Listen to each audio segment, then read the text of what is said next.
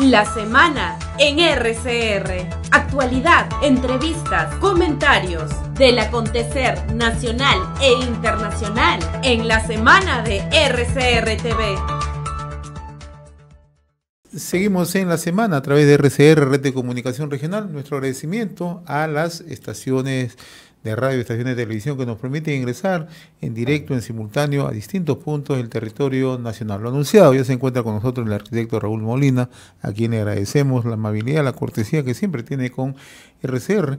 Él se ha desempeñado hace muy poco, nomás hace 2 días, como consejero de la Presidencia de la República. En su momento ha sido viceministro de Gobernanza Territorial de la Presidencia del Consejo de Ministros. Y le agradezco la amabilidad de compartir esta invitación. Qué gusto saludar al arquitecto, muy amable. Muy buen día, José, y saludo a todos tus oyentes, es un gusto verte de nuevo. ¿Cómo está analizando la situación, esta crisis, esta convulsión que estamos viviendo en el país? Se lo pregunto porque en los espacios donde usted ha desarrollado su trabajo profesional en los últimos meses, le permite conocer muy de cerca lo que está pasando en nuestro país, ¿no? Hasta hace poco ha sido consejero de la presidencia, anteriormente fue viceministro de Gobernanza, es consultor en tema de conflictividad, o sea, conoce exactamente la idiosincrasia, conoce la situación. ¿Cómo está mirando la situación si tuviéramos que trazarlo en una perspectiva en el corto plazo? Muy complicada porque nuestra sociedad está perdiendo muy rápidamente cohesión. Esta no ha sido una sociedad muy cohesionada nunca. Es una sociedad con grandes fracturas, pero, digamos, logramos convivir con esas fracturas, probablemente de mala manera, con mucha población excluida, con mucha población en actividades económicas informales e ilegales, que es una forma de fractura, o sea, es la incapacidad de la economía formal de incorporarlos, la incapacidad del Estado de encontrar políticas públicas que los incorporen, pero convivíamos con eso, sobre todo la sociedad o determinada sociedad limeña, como si eso no existiera en la medida que no me cruzara con ello. Y esas distintas realidades, esas exclusiones, esa población insatisfecha, enfadada, ha brotado bruscamente por el enorme deterioro de la clase política y su capacidad de ofrecerle respuestas a la gente. Entonces, la primera cuestión, no es un problema de responsabilidad de la presidenta o del gobierno que está en este momento. Es un gobierno que entra bruscamente a asumir por los sucesos que protagoniza el expresidente Pedro Castillo. El expresidente Pedro Castillo tiene un gobierno de 15 meses donde ofrece muchísimas cosas a la gente, pero el Estado no da nada, el Estado se paraliza por la enorme precariedad de los funcionarios que en general designaron. Entonces, en diciembre llegamos a que este señor hace el golpe de Estado, la señora Boluarte tiene que asumir la presidencia en la medida que era vicepresidente de la fórmula que ganó para el gobierno 21-26, y el enfado, la fractura, la polarización de nuestra sociedad estalla bruscamente, ¿no? Y entonces ahora estamos frente a una situación donde grandes contingentes de la población están pidiéndole cosas al Estado que el Estado no logra darles. Respuestas en temas tan básicos que necesitan explicación, como cierre del Congreso, como renuncia presidenta sin que la gente se imagine qué pasa después de que renuncia la presidenta, y lo que era más fácil de responder, adelanto de elecciones, donde el Congreso de la República está demostrando una incapacidad absoluta de responder a lo que la gente espera de él. He leído sus declaraciones en varios medios, ¿no? Usted es una persona que lo caracteriza su sinceridad, y usted señala que este alejamiento obedece a que naturalmente a cualquier ciudadano preocupa, ¿no?, el número de fallecimientos, el número de muertes que se ha registrado, ¿no? Pero además hay una falta de resultados en cuanto a investigaciones. ¿Eso fue el principal motivo? ¿Es que lo llevó a tomar esta determinación? Porque en realidad, cuando usted asume, muchos de los peruanos que conocen de su trabajo dijeron, bueno, tenemos una persona que articula, una persona que se acerca a las comunidades, una persona que pisa tanto las comunidades nativas originarias como las comunidades campesinas, ¿no? O una persona que ha conversado con el gobernador regional, pero de la misma manera con el dirigente, ¿no? O con el jefe del Frente de Defensa, ¿no? Entonces, ¿esto fue lo que motivó su salida? Yo no me conocía previamente con la presidenta, le dieron mi nombre y le dieron justamente referencias de mi experiencia en temas de diálogo. Entonces conversamos como una semana antes de que me designaran y la presidenta me propuso que pudiera ser jefe de gabinete técnico. ¿La convenció usted o ella quedó convencida de las explicaciones que... Eso no sé, tuvimos una conversación en la que nos conocimos ambos, hablamos de lo que podía ser ese puesto, de lo que ella esperaba de ese puesto, de lo que yo visualizaba que ese puesto significaba, y cuando terminó la conversación ella me dijo que le interesaba que yo pudiera asumirlo. El trámite de la resolución por X razones demoró como una semana y asumí el 23 de diciembre. Hay una diferencia fundamental entre este cargo y el cargo de viceministro de Gobernanza. El cargo de viceministro de Gobernanza es un cargo ejecutivo. Yo tengo equipos a mi cargo, en particular, y actúo y tengo gente para actuar. En particular la Secretaría de Gestión Social. Es operativo. Exactamente. El cargo que asumí ahora es un cargo de asesoramiento. El gabinete técnico es muy chiquitito. Usted sugiere. Exactamente. Ahora, la presidenta me encarga a medida que se va deteriorando la situación y me dice, por favor, ayúdame a armar diálogo. Entonces yo le digo, yo lo hago a través del Viceministerio de Gobernanza y la Secretaría de Diálogo que pertenecen a PCM. Por supuesto que tengo coordinación con ellos, sí, porque los conozco, creo que ese es el canal, se habló con el Premier y así se trató de hacer. El problema no es ese, o sea, eso es parte porque no tenía equipo propio, pero el problema se comienza a ser visible a la medida que van pasando las semanas.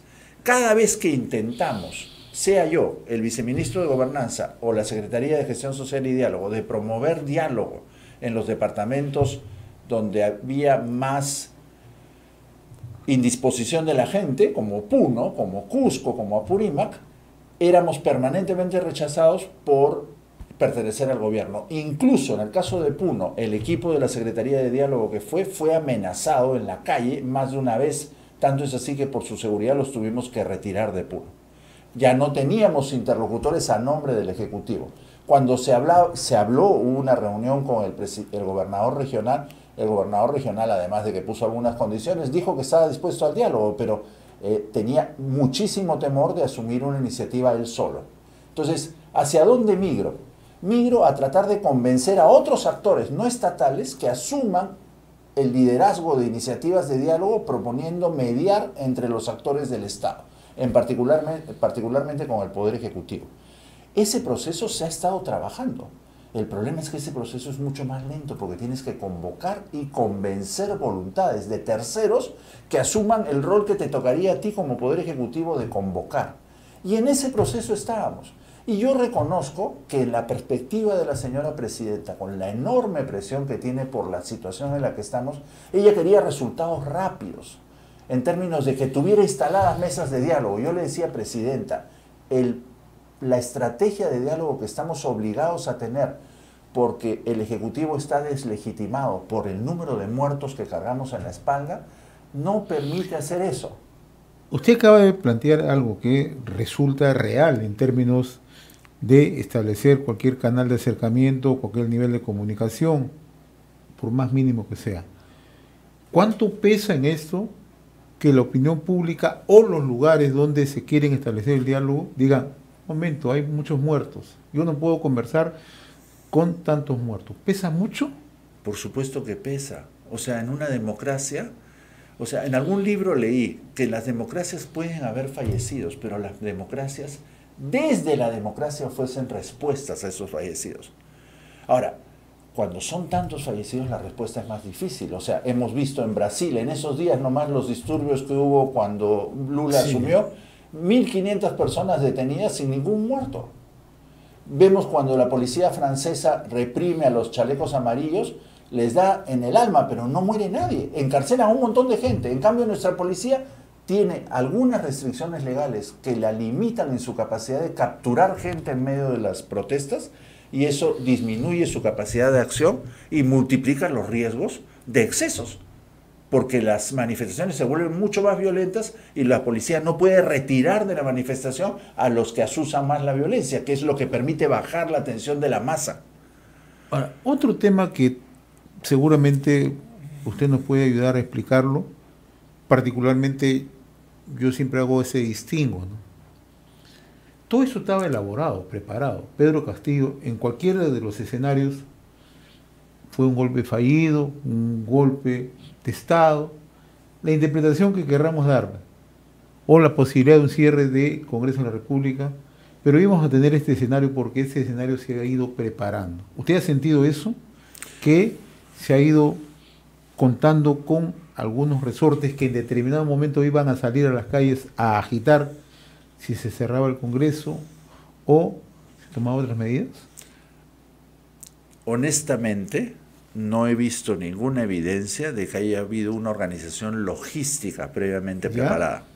Lo que sí es verdad es que el ex premier Aníbal Torres se dedicó a azuzar y a azuzar y a azuzar y a envalentonar a la gente. En el caso que atenten contra el presidente Castillo, tenemos que reaccionar. La información que tenemos es que en ese periodo Palacio de Gobierno era una sucesión de reuniones con distintos grupos sociales a los que se les ofrecía un montón de cosas que no se podía cumplir, reuniones en las que el presidente se paseaba ofreciendo cosas. Entonces, cuando bruscamente, desde la perspectiva de esa gente, retiran al presidente, porque en provincias mucha gente cree que se le ha sacado y no tiene claro que él solito se sacó a sí mismo, la gente dice, me han quitado al presidente que me ofrecía cosas, pero ¿qué cosa les concretó? Y eso es un tema por el lado de la gente que recibe bienes y servicios del Estado. Y por otro lado, no hay duda que los profesores, sobre todo aquellos organizados en el FENATE, que es el sindicato al que pertenecía el señor Castillo cuando fue profesor, han reaccionado también. Los profesores son muchos y están bien organizados, y en muchos lugares ellos han contribuido a azuzar la reacción hacen la agitación ciudadana, política permanente. sin ninguna duda. Son activistas políticos. Sin ninguna duda, con variaciones según los lugares, pero han participado. 24 horas. Ahora, yo quiero retomar exactamente lo que mencionaba usted hace un momento, arquitecto Raúl Molina, que es nuestro invitado. Hasta hace poco ha sido consejero de la Presidencia de la República, en su momento viceministro de Gobernanza Territorial. Apelo a su conocimiento de el país, costa, sierra, selva. Por el trabajo que nosotros desarrollamos a diario aquí en RCR, siempre recogemos información de la corresponsalía o de los referentes de opinión que nosotros solemos conversar. Y hay un tema que usted mencionaba, ¿no?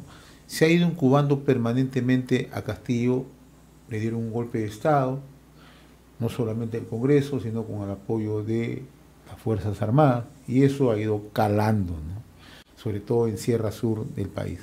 Pero hay otro tema con el cual no se ha reaccionado. Le escuché tangencialmente hablar a la presidenta Dina Boluarte, ¿no? Ellos dicen, Castillo nos ofreció en los consejos de ministros que nos iba a dar 1.000 millones para acá, 1.000 millones para tal obra, el aumento para las comunidades campesinas, el aumento para las rondas campesinas, eso ya no se va a cumplir. Pero en la realidad, eso era simplemente anuncios sin ningún tipo de sustento, eso nunca se iba a dar. Nunca se iba a ¿Por qué cumplir. no se ha podido revertir eso?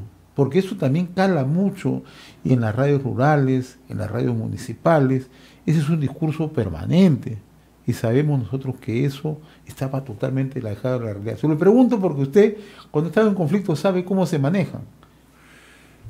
Es muy difícil convencer a la gente que no le van a dar algo que le han ofrecido, ¿no? Sí. Y han ofrecido irresponsablemente cosas, ¿no? Recursos, proyectos, cuando es absolutamente complicado dentro de la normatividad estatal sacar adelante un proyecto. En todas estas semanas que he estado en el Ejecutivo, muchas de ellas acompañando a la presidenta, nos hemos reunido con gobernadores y decenas de alcaldes, o sea, delegaciones de 10, 11 departamentos, y seguro que si me hubiera quedado más tiempo hubiéramos pasado por los 24 departamentos. Y claro, los alcaldes vienen con sus listas de proyectos. Recordemos que alcaldes y gobernadores acaban de asumir Muchos de ellos no han encontrado ningún proyecto con expediente técnico, entonces vienen y dicen, ayúdame a concretar algún proyecto porque yo tengo que responder a mi población.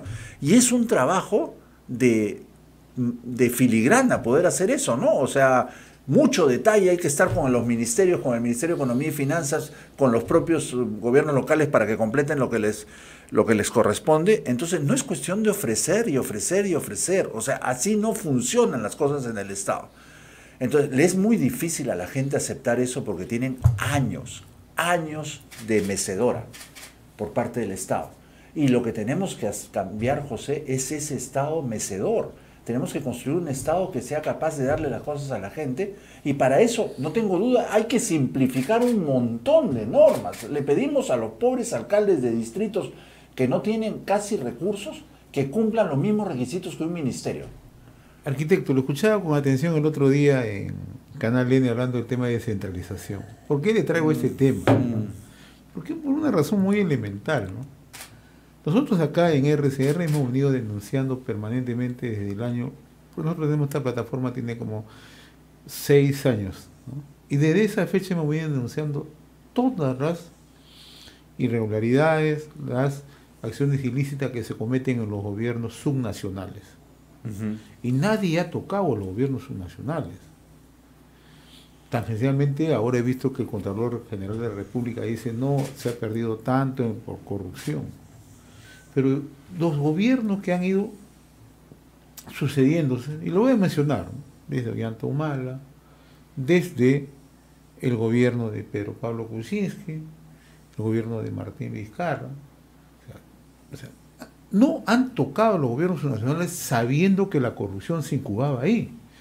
Nosotros hemos visto, primero con cierta preocupación, lo que ocurrió en Ancash, ¿no? Decimos, oye, Álvarez acopado, ¿no? Álvarez de maletines llevaba plata. Después, Acurio Tito, también, ¿no? Después César Villanueva, también, ¿no? Después vimos Gregorio Santos, ¿no? Porfirio Medina en Cajamarca. Hemos visto otros casos y nadie le llamaba la atención. Y ahí se ha ido incubando. Y siempre cuando se habla de exclusión del Estado, no se mira ese tema. O sea, ¿por qué no tenemos tenido la capacidad de decirle a la gente, oye, cuidado, hagan ustedes un control ciudadano mucho más directo? ¿Qué ha fallado ahí?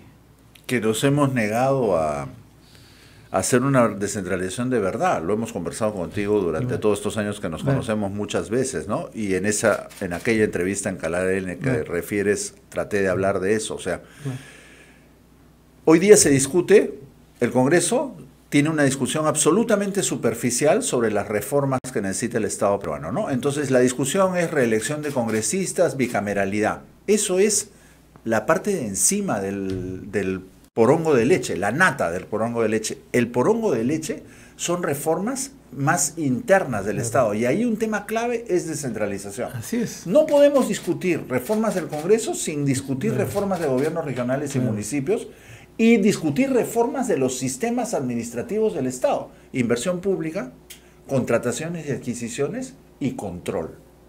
Porque el señor Contralor, al que conozco un montón de años y respeto muchísimo, se la pasa denunciando todo lo que sucede en términos de corrupción, pero ¿cuál es la propuesta que hacemos para modificar el Estado de tal manera que eso baje? O sea, ¿qué ganamos constatando la enorme corrupción que existe si no encontramos maneras para que eso baje? Y para que eso baje necesitamos una discusión de reforma mucho, mucho más amplia que simplemente bicameralidad y reelección.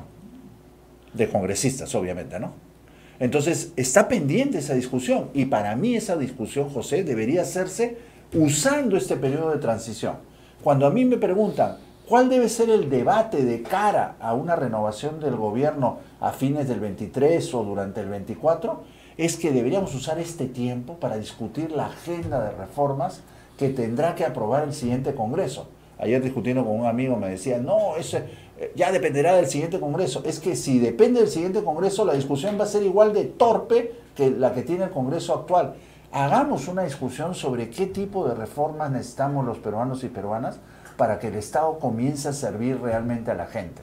Y eso, sin ninguna duda, incluye descentralización. Ahora, el otro tema que usted comenzó reflexionando, indicando que los canales de diálogo no son los mejores en estos momentos, ¿no?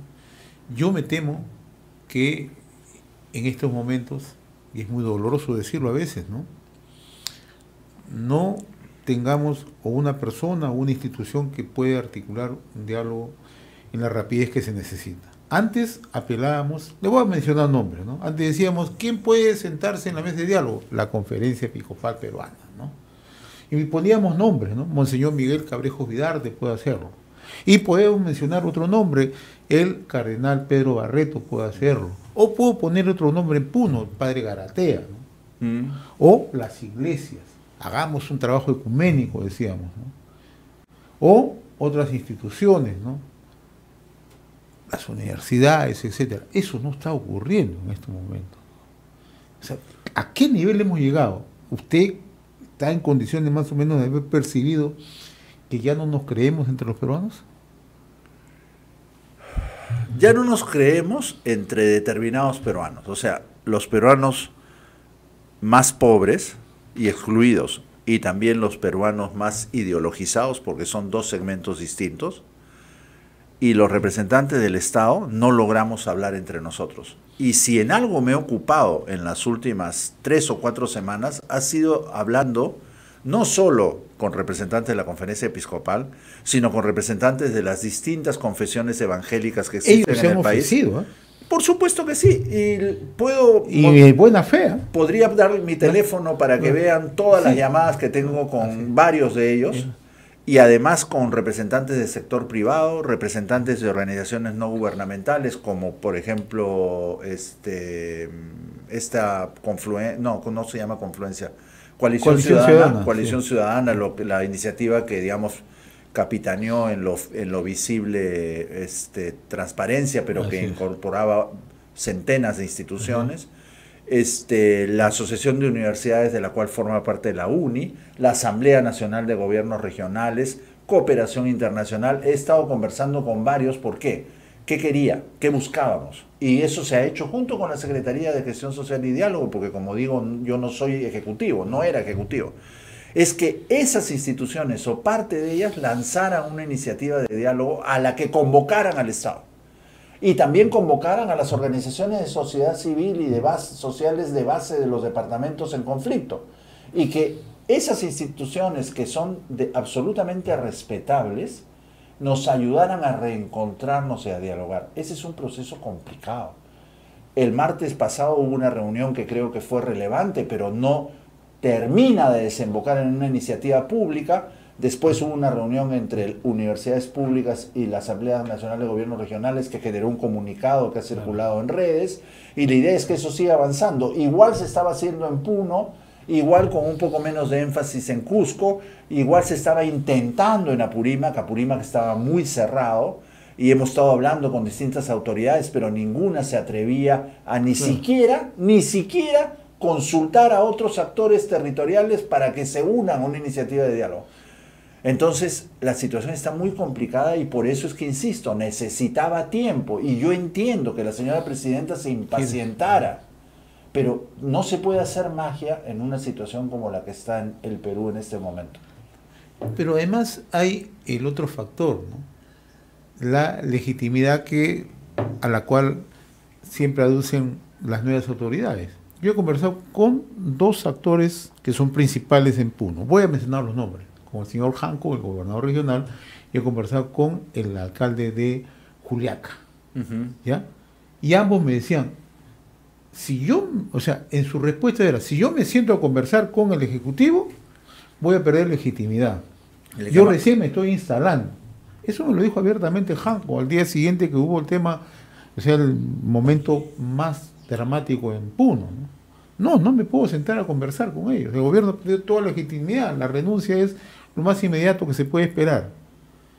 Entonces, la pregunta es si es que las autoridades, los principales referentes, los que han sido elegidos por voluntad popular, porque es con lo que debemos nosotros acudir en democracia, no por los frentes de defensa que no sabe quién los elige, cómo los elige y cuáles son sus objetivos, ¿no?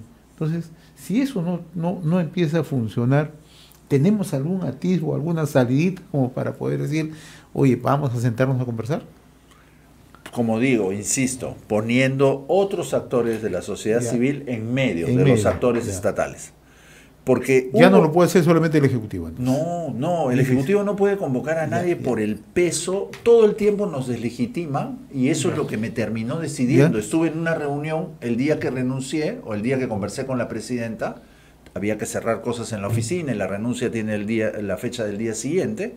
Pero el día que conversé con la presidenta hubo una reunión en la mañana en que yo fui consciente que la camiseta del Ejecutivo me deslegitimaba mucho para hablar, a pesar de que todas las personas que estaban ahí tenían mucho respeto por mí como individuo, por mi trayectoria profesional, pero me reprochaban todo el tiempo los 50 y pico muertos. Entonces yo decía, no puedo seguir empujando el diálogo como creo que tiene que ser, generando bisagras intermedias entre los actores estatales y las organizaciones de la población en conflicto, si sigo con la camiseta del Ejecutivo, porque voy a ser siempre minimizado en mi capacidad de intervenir en el proceso, a pesar de que en esa reunión yo les dije, yo vengo acá para convencerlos de que tienen que jugar un rol dentro de la sociedad, poniéndose en medio y convocándonos. Yo me retiro, yo no voy a formar parte de la iniciativa de diálogo, porque si yo me mantengo dentro como representante del Ejecutivo, la voy a deslegitimar inmediatamente. Y todos me creían, pero yo decía, o sea, la siguiente reunión va a ser lo mismo y la siguiente lo mismo, que voy a tener que decir, no, yo me retiro. Eso me obliga a plantearle la siguiente pregunta, que usted además la responde hoy al Diario Comercio, ¿no? Usted dice que se debió tomar gestos políticos más fuertes en los momentos más oportunos, es decir, en los momentos más dramáticos. ¿Por qué no se tomó? Yo sé que no era decisión suya, pero entiendo que aconsejó al gobierno, o aconsejó a la presidenta. ¿Qué gestos debieron tomarse? El primero, por ejemplo, muy prontamente debió de asumirse un liderazgo público respecto a la propuesta de adelantar las elecciones al año 23. O sea, si esa propuesta el Ejecutivo la hubiera capitaneado, liderado, mucho antes, a lo largo del mes de enero, y no recién cuando se ha planteado la semana pasada, tal vez el Ejecutivo hubiera podido, como digo, en algún momento de la carta, poniéndose más del lado de la gente que cuidando una relación de gobernabilidad con el Congreso. Yo creo, y lo digo con el mejor ánimo de contribuir, el mejor ánimo, no con el ánimo de perjudicar al gobierno, porque no tengo para nada esa intención. Creo que se ha cuidado en exceso, en nombre de sostener la gobernabilidad, una relación con el Congreso de la República, que es una institución necesaria en la democracia, pero absolutamente delegitimada frente a la población por sus prácticas y por la enorme debilidad de representación que tienen esos congresistas. Entonces, en nombre de que mantener esa relación en buenos términos, probablemente influido por la muy mala relación que el Congreso tuvo con el gobierno del presidente Castillo y todo lo que nos costó, este periodo ha puesto mucho énfasis en cuidar esa relación. Y creo que ese énfasis en cuidar esa relación le pasa factura al Poder Ejecutivo. Y esta semana ha sido bastante complicada, ¿no? 3 proyectos de adelanto de elecciones no han pasado por el tamiz del Congreso. Y en ese momento estamos en 0, que es lo más grave. Estamos en 0, entonces no tenemos ni siquiera una agenda hacia adelante, ¿no? Le voy a pedir un poco de perspectiva. ¿Hacia dónde estamos yendo?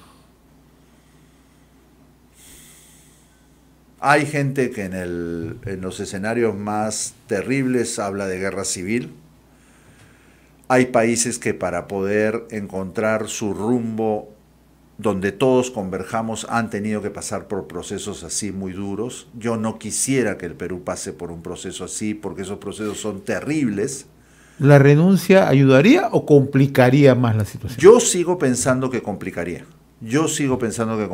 Cada vez más gente dice que la única salida frente a lo que ha sucedido esta semana es la renuncia, porque eso obligaría al Congreso a convocar elecciones.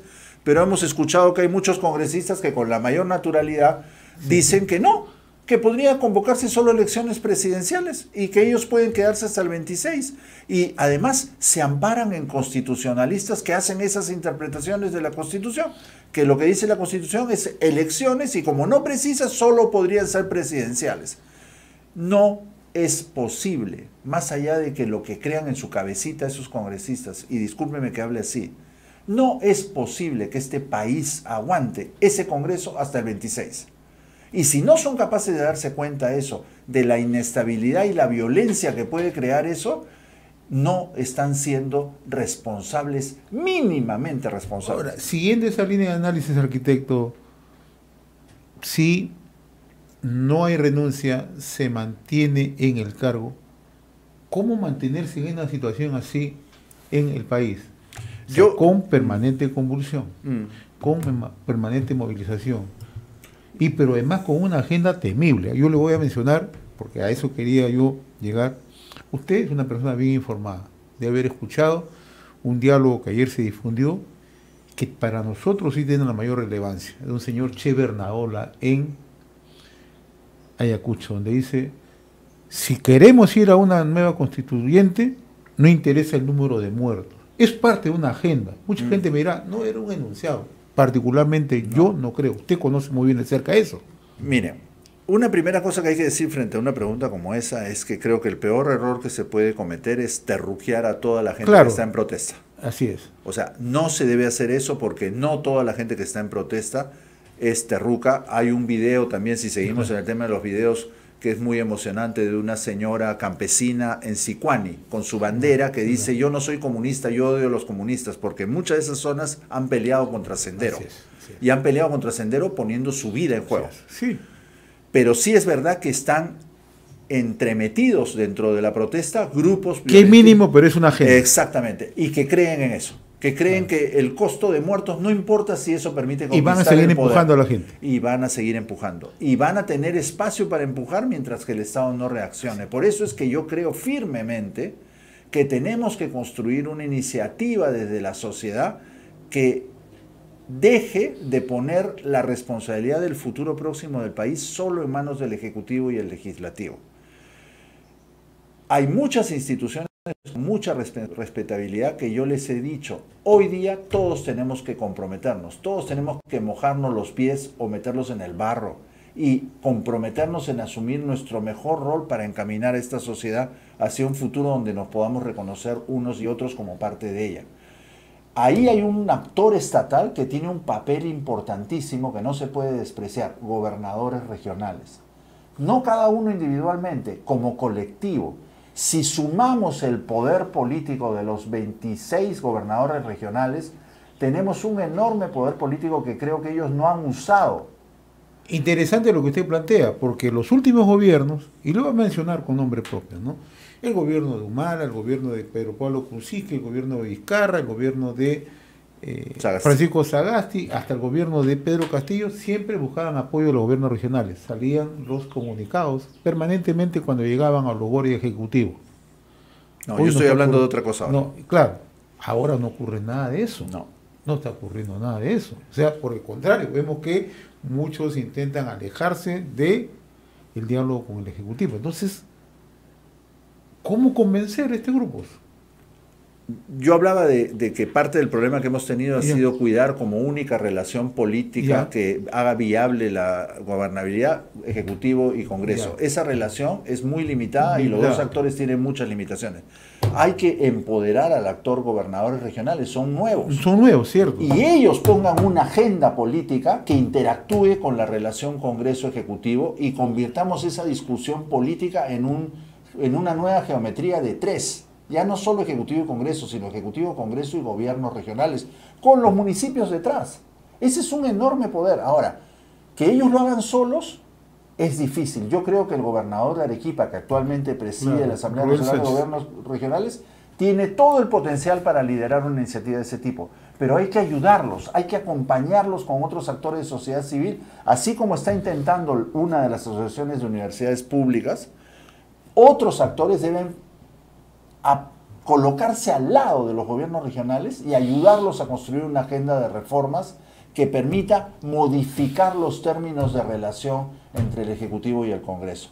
Si no hacemos eso, probablemente entren en juego escenarios que no son deseables. Para mí sigue sin ser deseable la renuncia de la presidenta Boluarte, porque eso va a significar que un representante del Congreso pasa a ser presidente de la República, será el señor Williams u otro que ellos elijan, y necesitamos un segundo representante del Congreso que asuma la presidencia del Congreso. Y entre los 130 es difícil encontrar dos personas que puedan jugar esos dos roles. Y lo más probable es que genere una reacción mucho más encendida en las provincias del país. Con todo lo que le puedan reprochar a la señora Boluarte, en este momento creo que ella es el último bastión de estabilidad que tenemos. Si ese bastión cae, nos vamos a enfrentar a una situación peor. Hizo bien la presidenta de la República hace 2 días en Piura en decir: yo no voy a renunciar, a pesar que hay sectores que intentan chantajearme. No me hagas opinar sobre cosas tan específicas de las dichas por la señora. Prefiero en todo caso de manera, digamos, de análisis. O sea, ese es un escenario que no podemos descartar ahora. Mucha gente no lo descarta, pero yo sigo creyendo que por algo nuestra Constitución dice que el presidente no es imputable mientras que está en ejercicio, porque es para proteger el último bastión del Estado de Derecho. El presidente es el último bastión. Por eso el presidente no solo es jefe de gobierno, es jefe de Estado. Al ser jefe de Estado tiene la posibilidad de convocar, por ejemplo, a todas las instituciones constitucionalmente autónomas que forman el Consejo de Estado. Entonces, cuidemos al último bastión, no usemos como la respuesta inmediata a que renuncie el presidente. Tal vez, para eso hay que acordarse que los ministros son fusibles que salen para proteger al presidente. Tal vez la señora presidenta debió tomar decisiones anteriores de cambio de algunos ministros en particular, porque eso es para proteger su sitio. El presidente es el último que debemos sacrificar, es el rey del tablero de ajedrez. Y con mucha alegría ahora estamos diciendo: sacrificamos al rey. Si sacrificamos al rey, vamos a tener un conjunto de soldaditos que van a jugar a su pinta, actores políticos que van a querer hacer lo que les convenga a sus intereses particulares. Y además no va a dejar satisfechos a distintos sectores, ¿no? Porque uno está pidiendo ya no solamente la renuncia, sino el cierre del Congreso, el otro está pidiendo elecciones a 4 meses, el otro está pidiendo al 2024, el otro está pidiendo Asamblea Constituyente, y está pidiendo además que la Asamblea de los Pueblos suplante a la Asamblea Constituyente. Es decir, son locuras, ¿no? O sea, entonces ahora se está enfocando todo que renuncie la presidenta y con eso se mueve el tablero, asume el presidente del Congreso y tiene que convocar elecciones. Primero, que no estoy seguro que lo haga. Yeah. Y segundo, creo que ese no es el tema. El tema es la agenda de reformas que tenemos que ponernos de acuerdo los peruanos para que de una vez, 201 años después de que nos independizamos, entre comillas se supone, podamos tener un Estado al servicio de la gente. Un Estado que nosotros digamos: ok, yo puedo seguir con mi vida privada porque el Estado está ocupándose de esto, de esto otro y de aquello. Arquitecto Raúl Molina, ha sido un gusto conversar con usted.